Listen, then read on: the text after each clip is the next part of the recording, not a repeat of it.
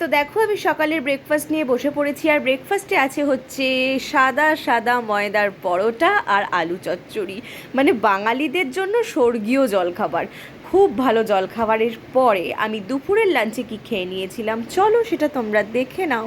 দুপুরের লাঞ্চে ছিল হচ্ছে গরম গরম ধোয়া ওঠা ভাত, আর সাথে অনেক মেনু, তোমরা আস্তে আস্তে দেখে নাও।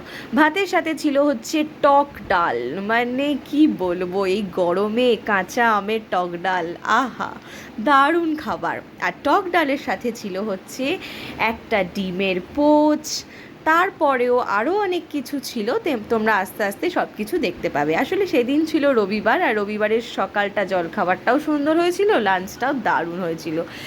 টক ডালের সাথে ডিমের পোচ দেখতে পেলে, তারপরেই ছিল হচ্ছে আলু ভাতে, শুকনো লঙ্কা পেঁয়াজ দিয়ে মাখা আলু ভাতে, মানে দারুণ মেনু। আর তারপরে ছিল হচ্ছে কাতলা মাছের কালিয়া, যেটাও দারুণই হয়েছিল খেতে, মানে কি বলবো।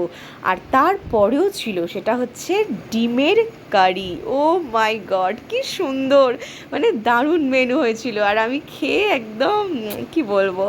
তারপরেও আরেকটা মেনু ছিল যেটা ভীষণ আমার ফেভারিট মেনু, কচুর লতি দিয়ে চিংড়ি মাছ, আর এটা আমার মা দারুণ রান্না করে, কি ভালোই না হয়েছিল খেতে। তারপরেও কিন্তু মেনু শেষ হয়নি বন্ধুরা, তোমরা দেখতে পাবে আরেকটা মেনুও কিন্তু ছিল।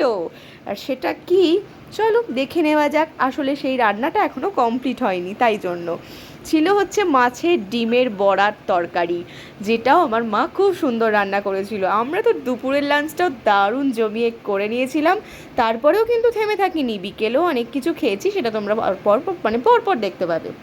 তো দেখো আমি ভাতের থালা নিয়ে বসে পড়েছি, আমার ফেভারিট কচুলতি দিয়ে চিংড়ি মাছ আমি খেয়ে নিয়েছিলাম আলু ভাতে, আর তার সাথে ওই মাছের ডিমের বড়া, মানে কি বলবো কি ভালোই না খেয়েছিলাম। আসলে ছুটির দিন বলে কথা, একটু ছুটির দিনে জব্বিয়ে খাওয়া দাওয়া হবে, বাঙালি তো এইটাই চায় তাই না বলো, বাঙালি তো মাছে ভাতে বাঙালি। আর সেদিনকে আমাদের মাছ ডিম সব ছিল, তো দেখো আমি এক এক করে খেয়ে নিয়েছিলাম। আমি কিন্তু এরকমভাবেই খাই, অল্প অল্প করে আলাদা আলাদা করে নিয়ে। আর তারপরেই এত কিছু খেয়েও আমাদের পেট ভরেনি, বিকেলে খেয়ে নিয়েছিলাম আম মাখা।